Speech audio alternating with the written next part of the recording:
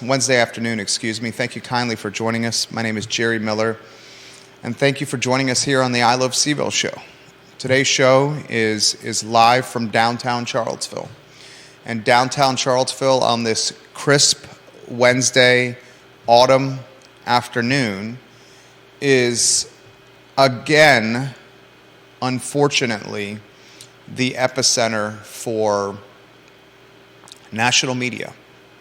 This morning, about an hour ago, the national news was covering Christopher Darnell Jones Jr.'s initial court appearance. And the Albemarle County Courthouse is literally 1 block away from where I am broadcasting right now.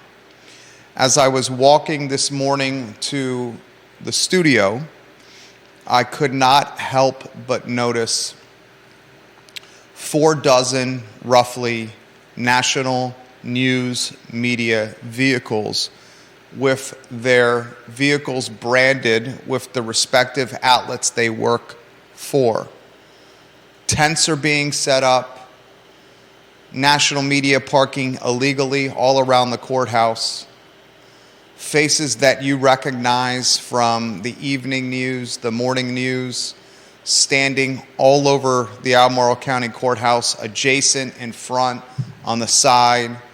Some sitting in benches, production assistants and producers and directors and camera people, finding every nook and cranny, every curb, every sidewalk to post up with temporary offices here in Charlottesville, Virginia. Unfortunately, our community is in the national news cycle yet again. Today, Christopher Darnell Jones Jr., a University of Virginia student, had his initial court appearance. And today we learned new details about a mass shooting Sunday evening that has rocked our community with the same momentum, with the same unfortunate notoriety, with the same disturbance, fervor, sorrow, dismay, anger,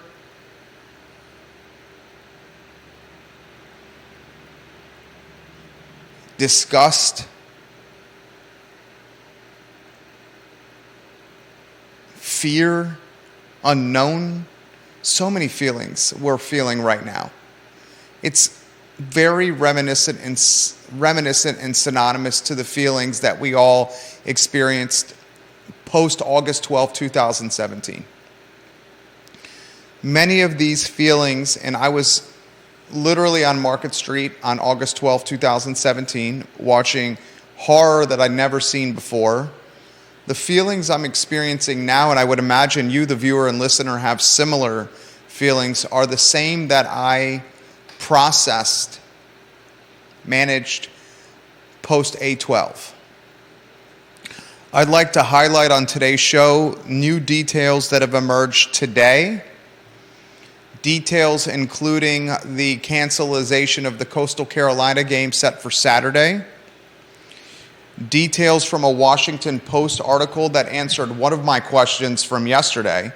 That question, why was the killer, the alleged killer, on this chartered bus if he wasn't enrolled in the class? Well, now we know.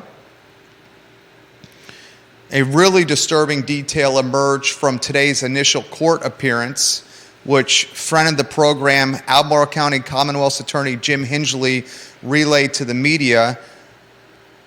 Chris Darnell Jones Jr., the alleged killer, shot and killed Devin Chandler while he was sleeping on the bus. He was sleeping on the bus. I'm going to ask questions that need answers. and I will outline them now to start the show.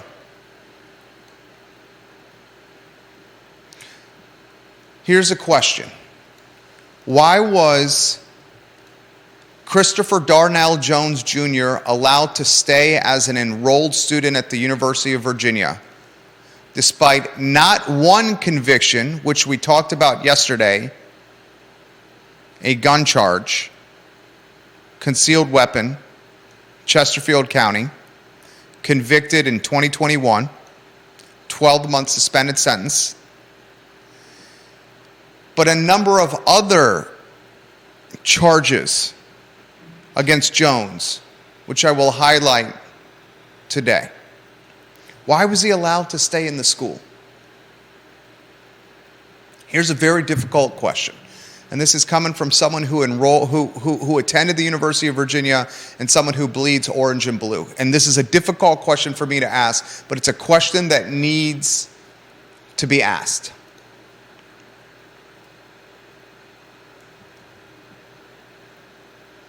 Did University of Virginia red tape and bureaucratic protocols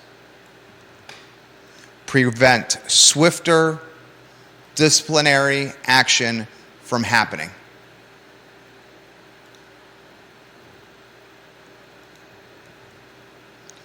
Did bureaucratic red tape and bureaucratic protocols keep authorities from removing the alleged murderer from school grounds and much swifter response time? Here's another question that needs to be asked, and it's another difficult one. If the alleged killer had a gun on his person last year, convicted for this concealed weapons charge in Chesterfield, and then he talked about having a gun on his person in September of this year, which now we have more information. A student reported this conversation to authorities. Initially, Jim Ryan and Tim Longo in their press conference on Monday said a third party reported to the university that the alleged murderer was talking about having a gun on his person in September.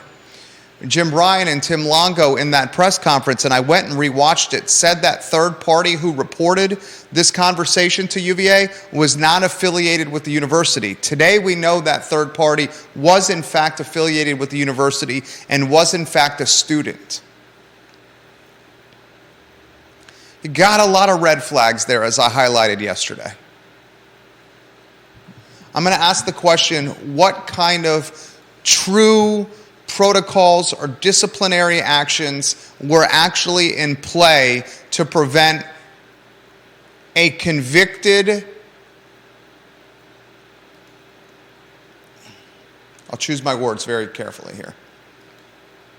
What kind of true protocols were truly in play to prevent this mass murder from happening? Here's another difficult question that needs to be asked. Will there be a change of venue motion? How can, if this case proceeds in Albemarle County, and the University of Virginia is Albemarle County technically, so it's an Albemarle County courthouse. If this case proceeds in Albemarle County, with Jim Hingley as the Commonwealth's Attorney of Albemarle County, how can there truly be a neutral jury selected from Albemarle County and this area? How can the jury truly be neutral? Will there be a change of venue motion? Different courthouse, different zip code, different location. Will anyone fight a change of venue motion? And if a prosecutor fights a change of venue motion, is that leverage for a potential appeal because the jury pool was tainted by its perspective coming onto the jury? Tough questions. Jim Hingley is a friend of the show. He is a big picture guy. A big picture guy. I would expect, and I am far, as you know, just ask questions and utilize common sense. I have no legal background whatsoever here. It would seem to me that the jury selected in Albemarle County or from this area would undoubtedly be tainted with its perspective prior to this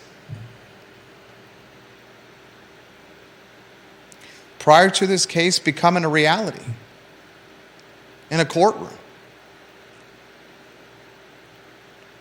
I think the last thing anyone wants that's watching this program is for any I's not to be dotted, any T's not to be crossed, and any loopholes left available to be exploited.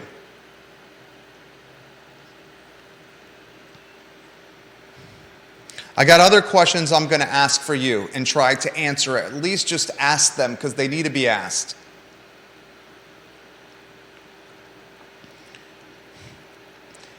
Does anyone ask or wonder how this is not first-degree murder or how this is not premeditated? You got an alleged killer who got on a bus with a gun, went on the bus with the gun from Charlottesville to Washington, D.C., couple hours away, got off the bus with the gun, watched a play, then went to an Ethiopian restaurant for dinner, then got back on the bus after watching the play, after eating at the Ethiopian restaurant, after spending a couple hours on the bus driving to D.C., got back on the bus, rode on the bus to Charlottesville from D.C., and then murdered 3 people and shot 2 others. That, to me, is the definition of thinking about what you're doing. Throw in the fact that one of the players who was murdered, Devin Chandler, was sleeping at the time. Are you asking this question? How is this not first-degree murder? How is this not premeditated? Are you asking that? Is anyone? I certainly am.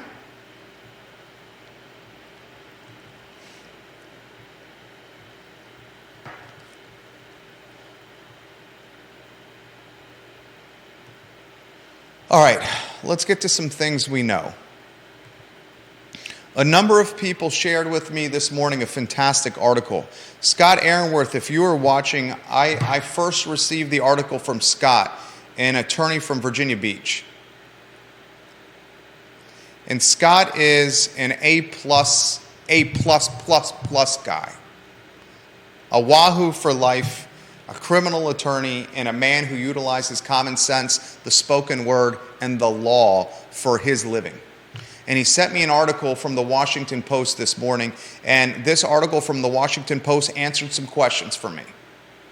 One of the primary questions, the Washington Post article, which was published after yesterday's show, it was published in the evening on the Washington Post website last night in the 8 o'clock range.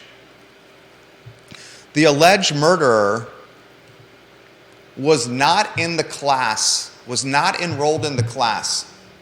And I asked the question yesterday, how is a student who's not enrolled in this class allowed to be on the field trip, to go out of the state on a field trip when he's not in the class? Well, now we have an answer from the Washington Post. And this is so tough, dude.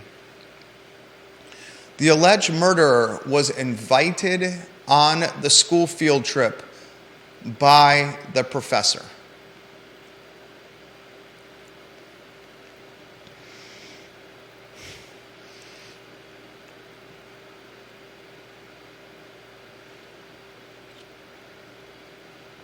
Christopher Darnell Jones Jr. was not enrolled in the class focused on African American playwrights.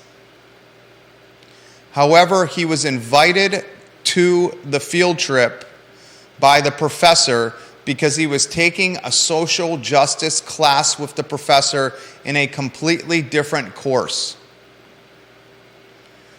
The field trip watched a Mosaic Theater Company play about Emmett Till, whose young life was cut short by racial violence. The play, Emmett Till, was about an individual whose life was cut short by violence.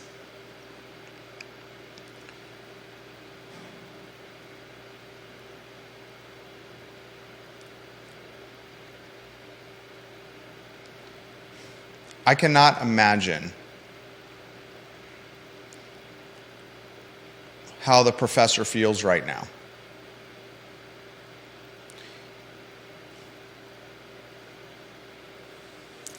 Teresa Davis, the professor, I am by no means holding her accountable, throwing shade to Professor Davis. There's no way she could know that this would happen.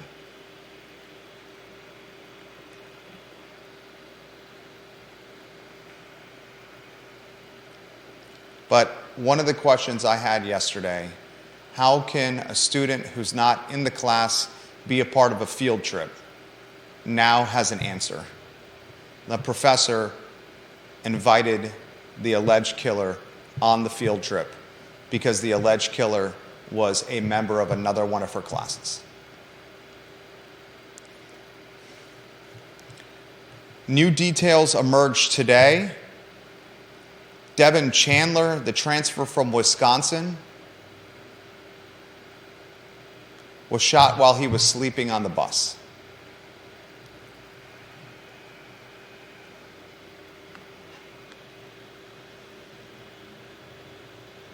Murder is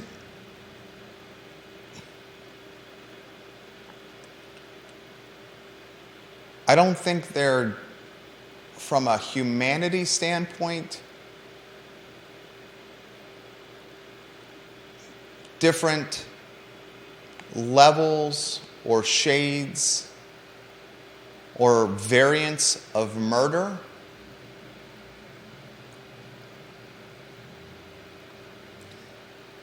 But from a legal standpoint, there certainly is.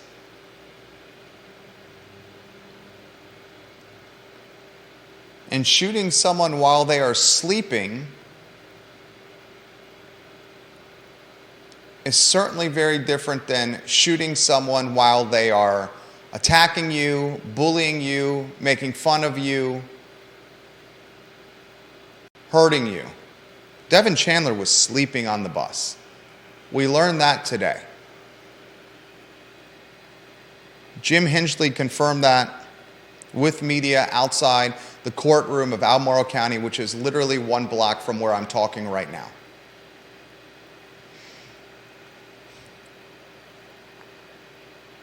We also have more information on Mike Hollins, the running back. 3 football players were murdered.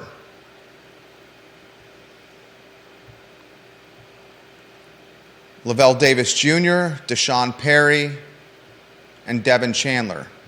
1 football player was shot and is in critical condition, although his parents have indicated because of his fighter's spirit and because of his good fitness and physicality that he is heading to the direction of surviving. That individual is Mike Hollins, a running back from Baton Rouge, Louisiana. He was shot in the back.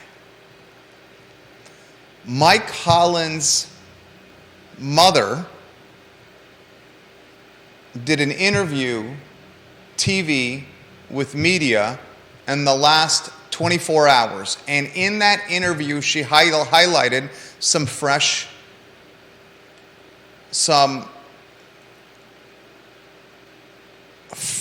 aspects to this story. And according to Mike Holland's mother, Mike was shot in the back because he went off the bus when the shooting first transpired. And then according to Mike Holland's mother, he, in heroic fashion, tried to get back on the bus, returned back on the bus to help his fallen teammates, and that's when he got shot in the back. He was, in some ways, a fallen Good Samaritan who now is fighting for his life in a University of Virginia hospital.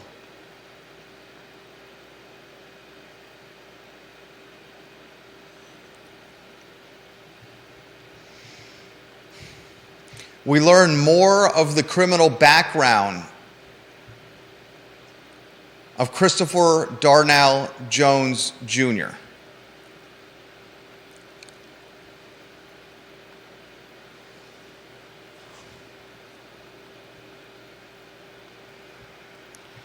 Christopher Darnell Jones Jr. had a concealed weapons conviction in Chesterfield, Virginia last year. He was fined $100 and given a 12-month suspended sentence. A judge also issued a 3-year good behavior bond in that case, according to court records.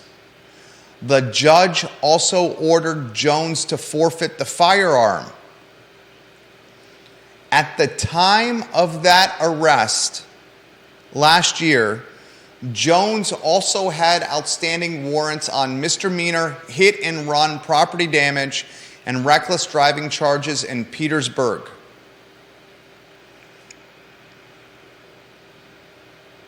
He was convicted in October of last year on the outstanding warrants on misdemeanor hit and run property damage and reckless driving. The judge also issued a 12-month suspended sentence on each of those charges. In September of this year, a couple of months ago, he, in conversation with another individual who now it has been confirmed is a student at the University of Virginia. On Monday in the press conference, this individual was identified in the press conference as someone not affiliated with UVA. Now we know that's not the case, and now we know that person was in fact a student at UVA. Darnell Jones Jr., the alleged killer, in conversation with a student, talked about having a gun. The student who heard Jones Jr. make that comment reported it to the University of Virginia. The University of Virginia, upon hearing this from the student, started digging into Jones Jr., the student. That's when the University of Virginia, for the first time, learned of the conviction from last year, the gun conviction. In the last 2 months and change, the University of Virginia has learned that one of its students in a gun-free zone, and remember, the University of Virginia is billed, it's branded, it's monikered, it's marketed, it's promoted, it's described, it's written about. It proudly champions itself as a gun-free zone. Yet 2 months ago, the University of Virginia learned that one of its students not only was talking about having a gun with another student, but also had a gun conviction from a year ago.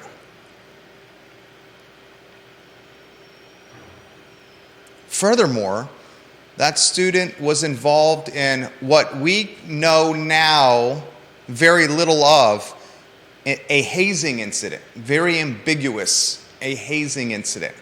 Did this hazing incident happen in a fraternity? There's a lot of talk that Jones Jr. was a fraternity member.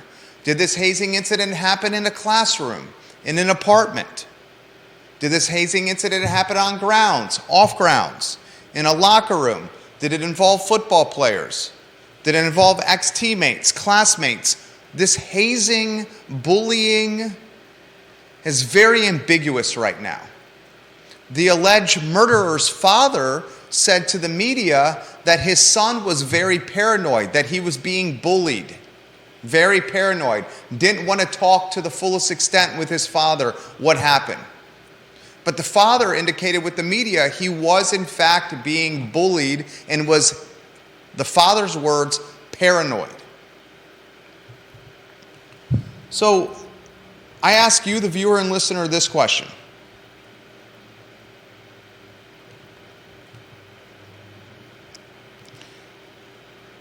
And I ask you, the viewer and listener, this question.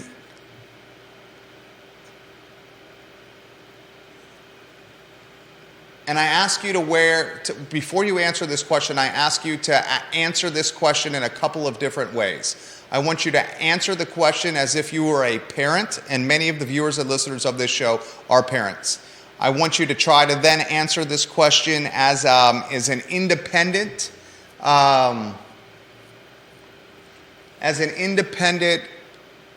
almost as if you were an authority figure at the University of Virginia. And then I want you to answer this question as if you were answering the question from strictly a common sense perspective. Here's the question. If you were a parent and you knew someone at a school had a gun conviction and then later was talking about having a gun and utilizing it, and that same student was involved in some kind of hazing situation, which common sense would suggest he was the one being hazed or bullied, if you were a parent, what would go through your mind? What would you be thinking? Would you be fearful of that student? Would you insist that something happen immediately with that student? Now answer this question from a common sense perspective, okay? Just common sense. You got a man who's convicted of a gun charge last year. You're using common sense here. That same man, last year's gun conviction, this year is talking about using the gun. That same man is bullied and hazed.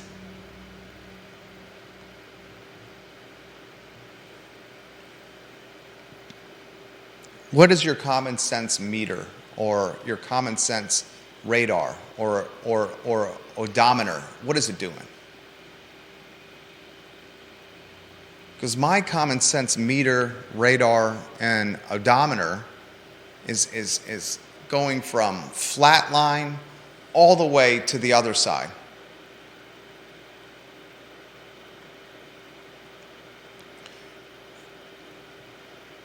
And as a proud Wahoo, a lifelong Wahoo, my dad went to UVA, my brother went to UVA, I went to UVA.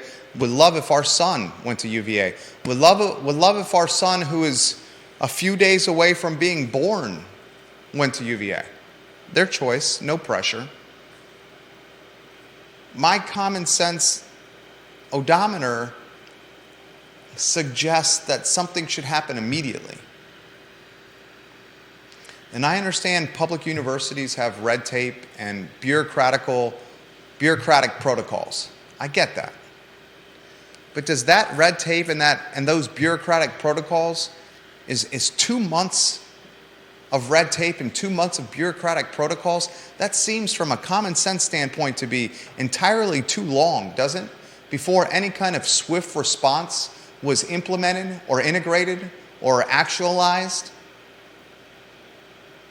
2+ months, there's a guy on grounds who in a number of different circumstances was reported or convicted of a weapon on his person.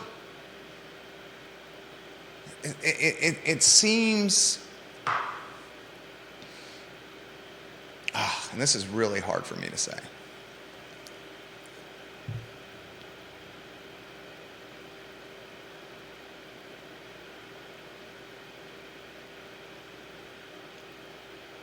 It seems careless. It seems irresponsible. It seems negligent.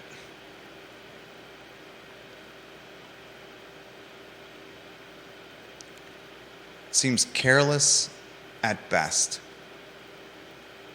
Irresponsible in the middle area. And negligent.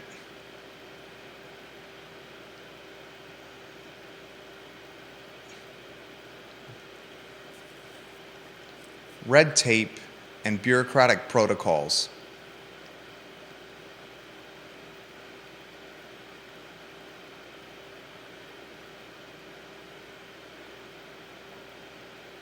could have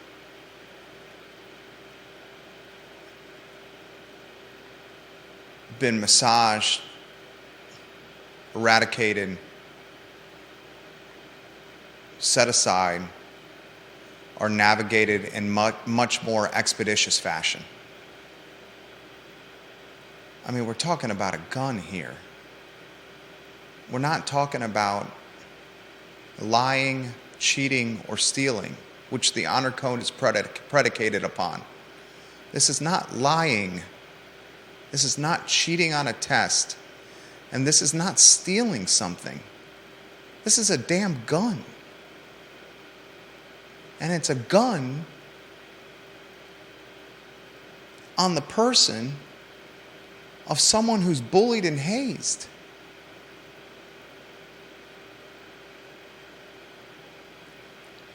My hope, I have a lot of hopes here.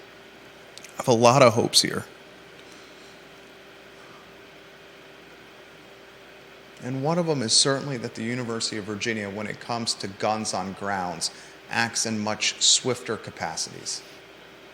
And what I'm about to say is going to be really difficult, it's really difficult for me to say because I love this damn school so much, man. I love this school and I bleed orange and blue. But if you're the parents of the 3 men who have perished, and you're the parents of the 2 individuals, one a man and one a woman, who were shot, you undoubtedly have to ask yourself here, did you, UVA, let my kid, my child, my most precious being in my life down from a protection and safety standpoint? Did you do wrong by my son or daughter in protecting their well-being while we paid for them? Sure, maybe some of them are on scholarship. But while we allowed our sons and our daughter to go to your school, when your offspring, when your kids go to college, you're entrusting the university first and foremost with their safety. Undoubtedly, learning and education are a key component of university and college experiences. But first and foremost, it's safety. The school has to maintain the safety of its students. And it seems to me, and this is difficult to say, but it's a conversation that needs to be had. And we have very real conversations on this show. If you watch the I Love CVille show, you know we do not beat around the bush. It seems to me that the University of Virginia, when in September it found out that a student was talking about having a gun on his person, a student who last year was convicted, not charged, not arrested, convicted of a gun on his person just outside Charlottesville. It seems to me 2 months is an entirely too long period of time for swift disciplinary action. And I asked the question, how was this man, the alleged murderer, allowed to remain on grounds at UVA after September's conversation? It's a fair question. It's a fair question. It's a tough question. And it's a question that undoubtedly elicits emotion. But how was this student allowed to remain on grounds?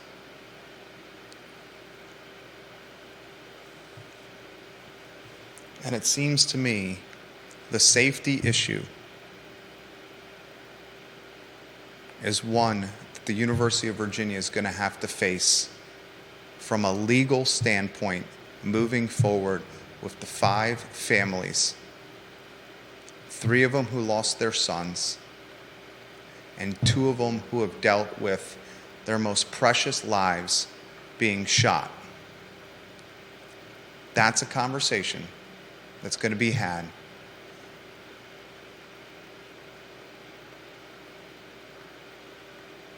With men and women in suits and potentially in courtrooms for months to come.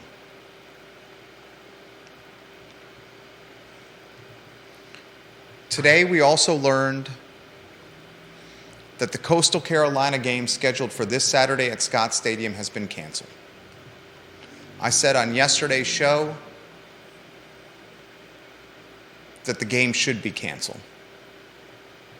This morning it was.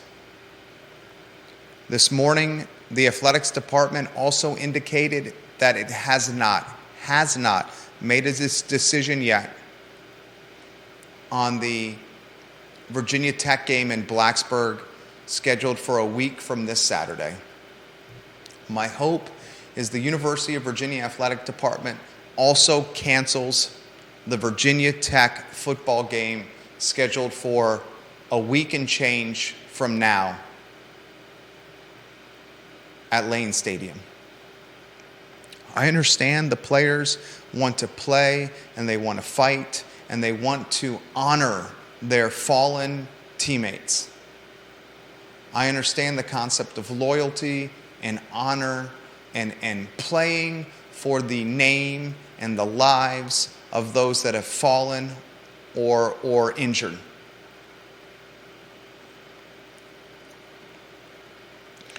But sometimes we don't think clearly when we're grieving. And sometimes we don't think clearly at times of despair and times of anguish and times of hurt and death. And while it's not an exact comparison, a comparison can be made nevertheless with a player who is injured. It is not up to that athlete to return to the game. It is up to doctors and coaches and medical professionals to assess the mental and physical state of that player before allowing said player to return to action. And if you're an adult, if you're a coach, if you're a medical professional, if you're an athletic director, and if you're someone who's entrusted with the safety and responsibility of student athletes, and that's what we're dealing with, unpaid players. And if you're entrusted with these athletes and their safety, do you think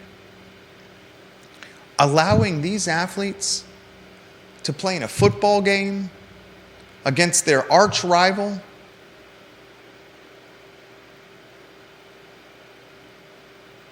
right around the funeral time of watching 3 of their teammates get buried is a good idea?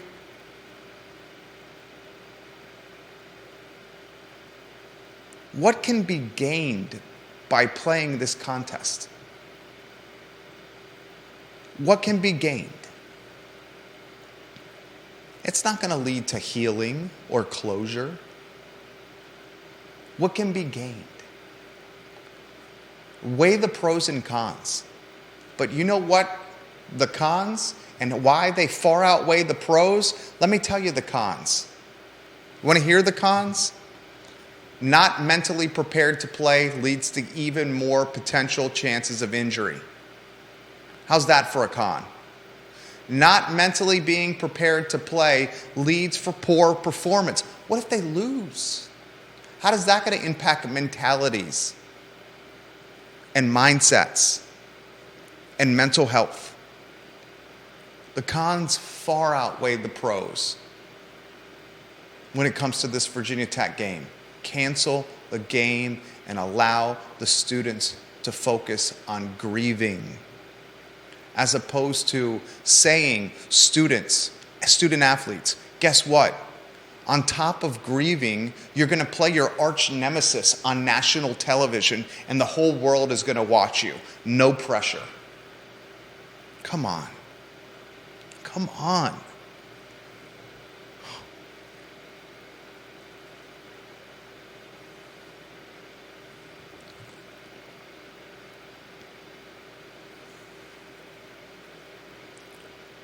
I'll get to your comments here shortly, viewers and listeners. Put your comments in the feed. We're live on every social media platform known to man. Put them in the feed. Our software will aggregate your comments and I will relay them live on air. I'm going to close with one other topic here. This is a topic that I was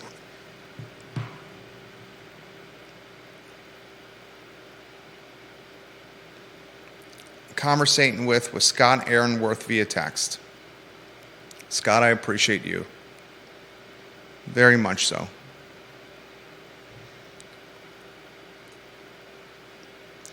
And this is a topic that I had not personally have thought of. But Scott, who's a criminal attorney, put it on my radar. And I'm grateful for that. And I'm grateful for all the viewers and listeners who often make me think. Like, a lot of the topics we cover on these shows, guys, are topics that are crowdsourced by you guys that I don't necessarily think about. I'm one person. Me and Judah are two people here.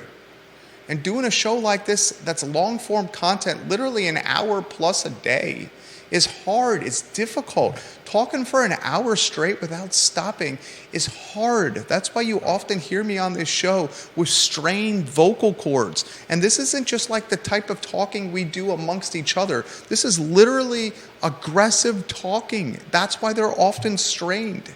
He brings this point up to me. He said,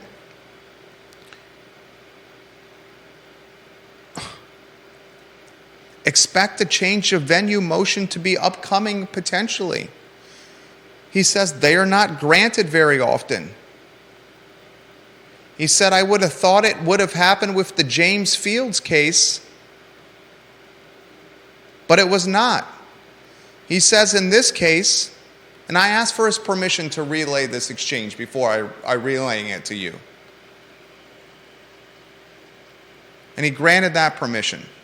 I never speak out of turn without asking who I'm interacting with first, whether I can relay what we're talking about to you, the viewer and listener. And if someone says no, I honor it. That's why I get so much of this information, because I'm a man of my word. If you say I want anonymity or I don't want this on air, I don't do it. He's given me permission to bring this topic up, the change of venue topic. He said they're not granted very often a change of venue. But he says in this case, how can they get a fair and impartial jury? He believes it should be granted. He says a smart prosecutor would not object to a change of venue because it could become an issue with an appeal. He says the Commonwealth's attorney needs to be looking at the big picture. And then I said, may I reference these texts in the show? And he says, absolutely, sure, no problem. Criminal defense attorney from Virginia Beach who bleeds orange and blue. Scott, your father went to UVA. You grew up going to these games. He made great points, something I hadn't even considered when prepping for this show. How do you get a jury to listen to this case in Albemarle County?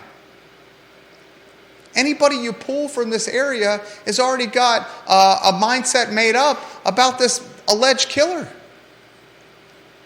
How do you get an impartial jury in this town? Would I love for it to happen here? Love is the wrong word. Would I like for it to happen here? Yes, because that's where the murder happened. But he makes great points. How do you find an impartial jury when it's such a talked about and it's football players at UVA. 60-some thousand of us go to these games. Change of venue.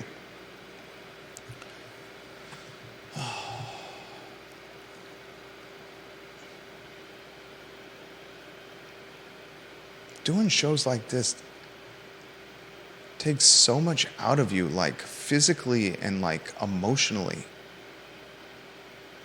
Like so much out of you.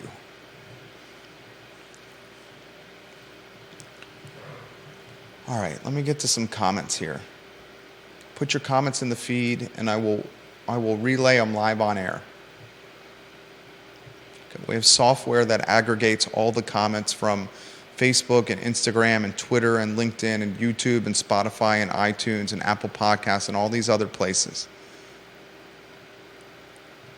This is from Carol Thorpe. She's the queen of Jack Jewett. She also sent me the Washington Post article, and Carol Thorpe is routinely someone who gets me thinking and contributes to this show.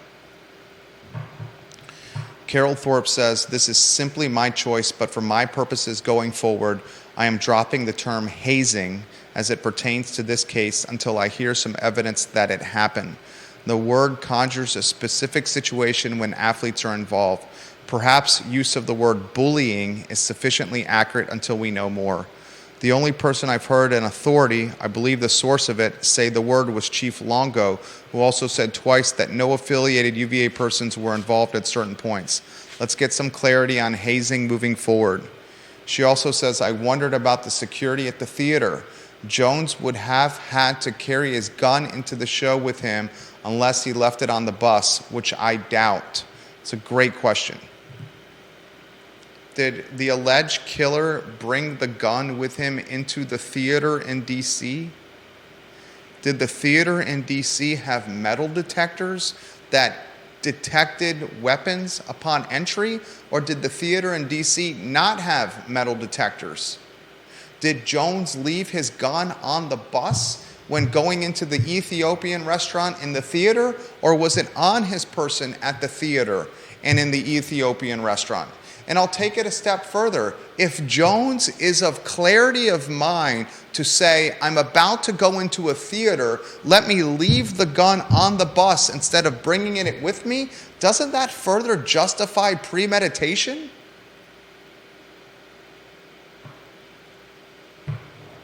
I mean, the dude is legitimately thinking about what he's doing. 2 hours up, 2 hours down, time in a theater, and time at an Ethiopian restaurant.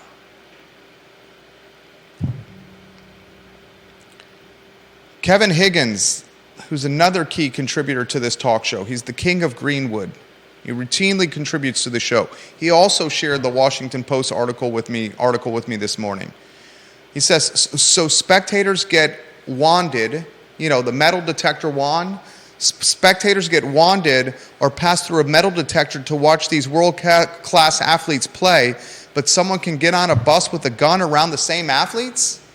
I mean, it's a good comment. It's in particular a good comment considering Jones got on the bus with a gun conviction. And Jones wasn't even part of the class. Can you feel how the professor that invited him on this bus, and she has no way of knowing what would have happened, but I can assure you she feels pretty awful right now. Kelly Jackson, the queen of I'm trying not to blow up your spot here.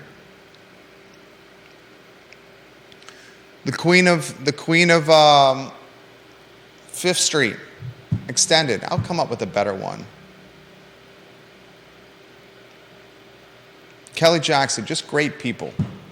She says it would be hard to find anyone in Charlottesville without a connection to the university in some way. 100% agree. I think that comment is in relation to the change of venue motion. Scott put that on my radar. I think she's agreeing with that comment that a change of venue is probably going to happen. How can you find a jury member? How can you find a jury in totality that doesn't know about this situation and is not tainted by it? Shane Baker Serbati says this: tragic combination of multiple factors. Student alleged hazing, student potentially had a gun, a negligent university. lack of momentum investigating the alleged hazing, lack of interviewing action on report of student having a gun, the other variables. Did Jones's father know he had a gun? He had a prior firearm violation. He used paranoid as a description. Was the student having a psychotic event? A lot of unanswered questions. I agree. I have many of those questions. Thank you for commenting. More comments coming in.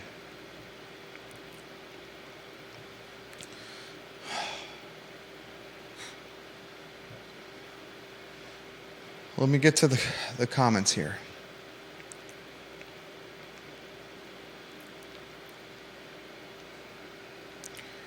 Lisa Costello. We love when you watch the show, Lisa. She says, does the University of Virginia have any policies in place which direct a student to be expelled for a gun conviction prior to enrollment or while enrolled at UVA? What, if any, is the policy? As a state institution, they have to follow policy. It's a good comment. The policy, as far as I know it, and what I'm saying is fact. Okay? This is what I know of the policy. A student, when convicted of a crime, has to notify the University of Virginia of said conviction. And the alleged killer did not notify the university of the conviction. That's the extent of what I know of the policy. The student, any student, has to notify the university when convicted of a crime, and the student, the alleged killer, did not.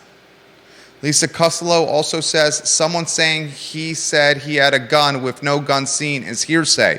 If the university starts expelling students based solely on hearsay without proof or a conviction, they are opening themselves up to a civil litigation. That's a fair comment. That is a very fair comment. I will add to that comment, however, when the student is commenting about having a gun on his person, a student who already has a conviction for gun, concealed weapon on his record, then that comment undoubtedly of saying he then has a gun is something that should be considered. If Jones, the alleged killer, if the extent of what had happened to him was this September thing, this conversation a couple months ago, when he said, oh, I have a gun, the university should not get involved with that. That's a conversation. They should look into it. They should put him on their radar. But disciplinary expulsion, suspension for having that comment, I agree with you, Lisa, that should not happen. But when you compound the matter with the fact that this dude, this alleged killer, already has a conviction on his record, then the conversation from this past September becomes more, good God, let's figure this out immediately. It should light a fire under your butt. More comments coming in.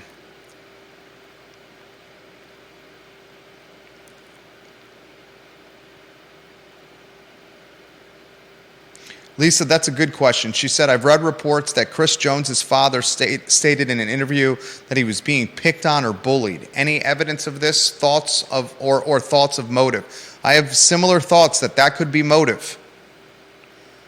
Similar thoughts that the bullying could be motive. Similar thoughts. The witnesses of the bullying or hazing, however, refused to cooperate with authority. I would imagine that falls under the air quotes, snitches get stitches, end quote, mentality.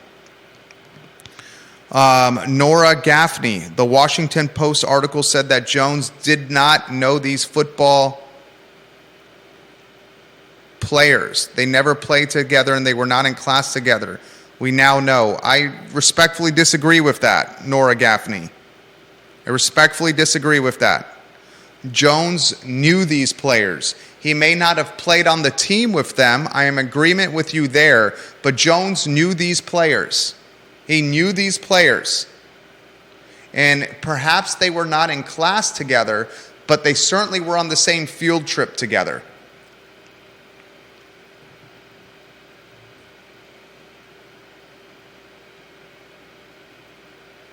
Bill McChesney says the people that are in the athletic department and the players should make the decision on whether we play or not. I respectfully disagree. I don't think the players should have any say and whether or not they play this ball game or not. The players are not in the right frame of mind to determine whether they play Virginia Tech. They are grieving, there's despair, there's sadness, there's sorrow, feelings that some have never experienced in their life. I do not believe they're in their right frame of mind to play a ball game against their arch rival on national TV with the entire world watching them. I think that is a recipe for undoubted disaster. It's just my opinion, though.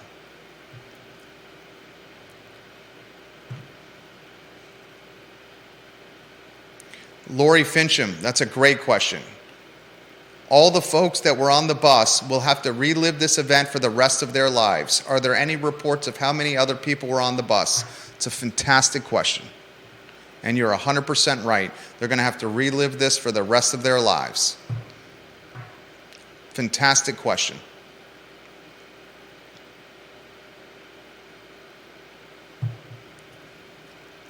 We do know that it was an African American playwrights class. And I wouldn't imagine that is a large class nor a lecture class, because they're on a charter bus in an intimate setting to the point where the professor was able to invite people outside of the class on the bus. Still, I would think class size would be in the neighborhood of somewhere between 10 and 30 people. And those folks that are on the bus that escaped a gunshot or murder or death still will have to relive this for the rest of their lives. And there is such a thing as, I don't know the exact description of this, but guilt associated with escaping tragedy of this magnitude. And there's undoubted mental navigation that will have to happen with that guilt associated with escaping a tragedy of this magnitude. Chad Wood says, I don't see any gain by playing again this year. Just my opinion. I agree. Kelly Jackson, survivor remorse. That's exactly what it is. Thank you, Shane Baker Serbati. That's exactly what it is. Survivor remorse. That is undoubtedly a thing. Kelly Jackson makes a very good point. Why would anyone tell the school if they had a criminal background? That should change. It is very, very easy to run background checks on all students. There are programs and companies that can do it on 50,000 plus people in less than a week. 100% agree. That is a point I made. I hope one of the protocols that the University of Virginia has moving forward now is it runs conviction checks on its student body, undergrad, graduate, and employees at the start of each semester, bare minimum. Bare minimum. A conviction check should be happening at the start of each semester, bare minimum, for undergraduates, graduates, and employees. It's a public university, for God's sake. Oh, man.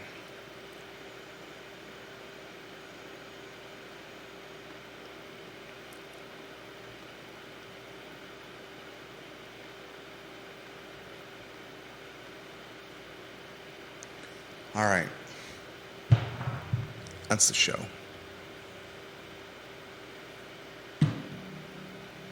It's a Wednesday edition of the I Love CVille Show.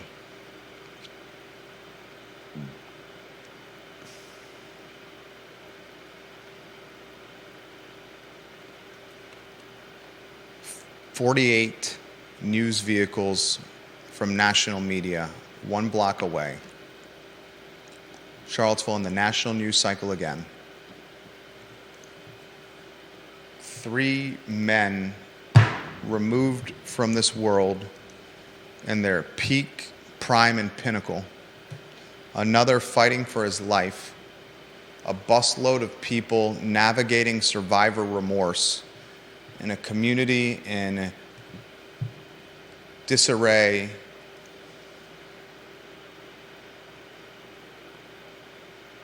and heartbreak. It's a Wednesday, November 16th. My name is Jerry Miller. Have a good afternoon.